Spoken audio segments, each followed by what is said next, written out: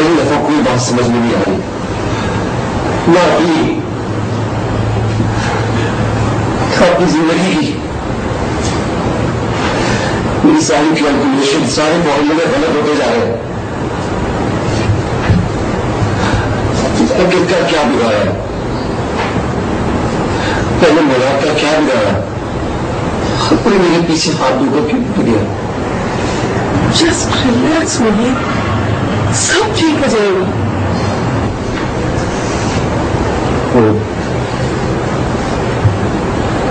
शिजा की शादी हो गई?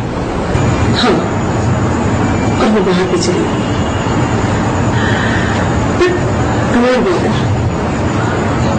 तुम केस खत्म होने दो। तुम्हारे लिए बहुत लड़कियां होंगी शिजा से 1000 दर्जन बेहतर। मुझे भी अच्छी नहीं लगती थी, मगर तुम्हारी से और पसंद थी, इसलिए उससे तुम्हारी एंगेजमेंट कर दी। अच्छा हुआ कि वो तुम्हारी जिंदगी में दाखिल होने से पहले निकल गई। बेहद खुदगर्ज थी वो और उसका खानदान। तुम्हें उसके बारे में सोचने की कोई जरूरत नहीं, समझी तुम?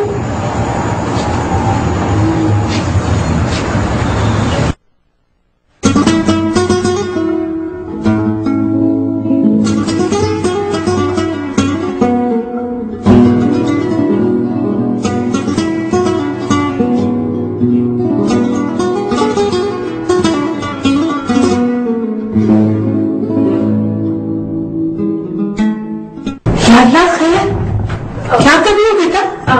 सारा सामान फैला रखा है तुमने तो। क्या कर रही थी तुम? कुछ नहीं, अभी कमरा सेट कर रही थी। कमरा सेट करना था तो खुद क्यों कर रही थी? नौकर चाकर हैं घर में, लोग हैं, उनको बुला लेती। नहीं नहीं, अभी मैं अकेले कर लूंगी। वैसे भी अकेले में काम ज्यादा अच्छा हो जाता है और नौकरों को तो समझाने बुझाने में इतना टाइम लग जाता है। चलो मान लिया घर में फराह है, अफशा है, सोनिया से कहा होता। तुम क्यों खामखा हल्का मिल जाती? वो भी अच्छा नहीं लगता ना उन्हें डिस्टर्ब करना। ओहो, वो डिस्टर्ब होंगे। और तुम जो कल की ब्याही दुल्हन सर झाड़ मुंह पहाड़ सामान उधर से उधर रखती फिर रही है। अब नई नवीनी कहाँ रही, अब तो पुरानी हो गई। पुरानी हो गई बेटा, सिर्फ 2 माह हुए हैं आपकी शादी को, 2 साल नहीं हुए हैं। फिर भी अभी 2 महीने तो हो गए। देखिए अब तो हाथों की मेहंदी भी उतर गई। मेहंदी उतर जाने का मतलब ये तो नहीं है कि मैं अपनी प्यारी दुल्हन को घर के कामकाज में लगा दूं। फराह को बेचती हूँ, खबरदार जो किसी चीज को हाथ लगाया। अच्छा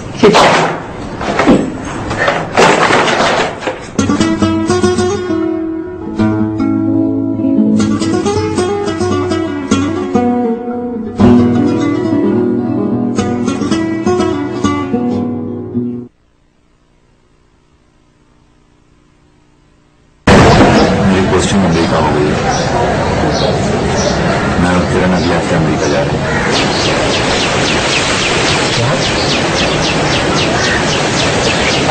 अमेरिका अचानक? इतनी अचानक भी नहीं है। तुम्हें तो मालूम है मेरी पोस्टिंग ड्यू थी। अच्छी खबर यह है कि प्रमोशन के साथ पोस्टिंग हुई। और तुम्हें पता है कि मैं पहले ही बाहर पोस्ट होना चाहता था। काशी तुम जानते हो कि जेल में हुआ तुम्हें तो पकड़ अचानक अमेरिका चले गए। इतना जरूरत है। आई अंडरस्टैंड दैट, मगर देखो अगर मैं यहाँ रहता भी हूँ तो मैं तुम्हारे लिए क्या कर सकता हूँ?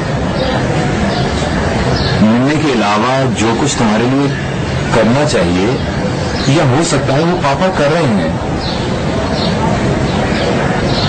और फिर ये भी तो नहीं पता कि तुम्हारे केस में वक्त कितना लगेगा। बहुत भी प्रैक्टिकल यार, तुम जानते हो मैं कितनी कोशिशें करता रहा हूं इस पोस्टिंग के लिए। अब अगर ये चांस मेरे हाथ आ गया तो I can't let it go. तुम तो खुद जानते हो इन चीजों को यार। तुम बहुत प्रैक्टिकल आदमी हो।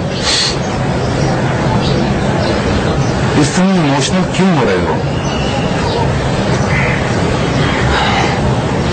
और फिर किरण भी बहुत एडमेंट है।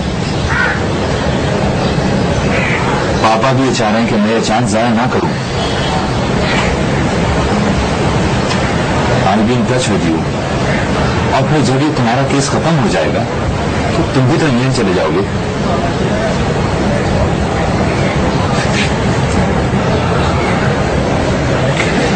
भाई लोनली गया।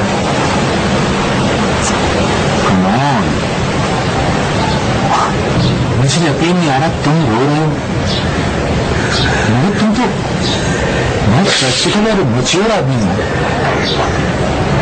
और इस तरह फॉर गॉड्स सेक यार, रोने की क्या जरूरत है? और इसमें रोने वाली बात ही क्या है?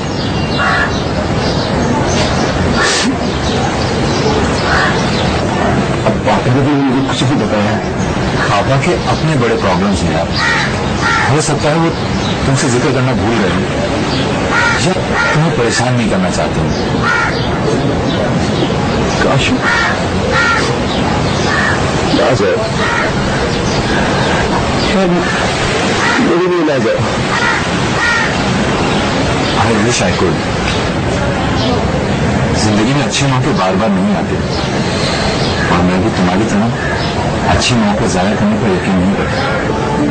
मैंने तो कर दिया ना, मैं यहाँ जेल में बैठा हूँ, जबकि मुझे इंग्लैंड में होना चाहिए था। मैंने तो अपनी स्कॉलरशिप जाया कर दी ना। तुमने खुद ये सब कुछ नहीं किया। तुम्हारे बस में होता तो तुम वाकई इस वक्त इंग्लैंड में होते।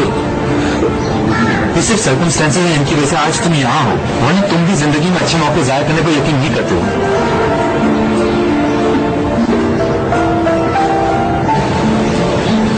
मैं तुम्हें खत लिखता हूँ, पापा से तुम्हारे बारे में पूछता रहूंगा। बहुत जल्द ये केस खत्म हो जाएगा और तुम बाहर आ जाओगे।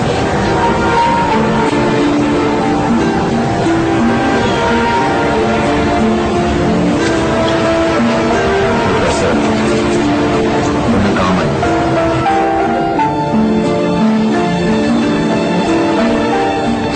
मैं चलता हूँ। अपना ख्याल रखना।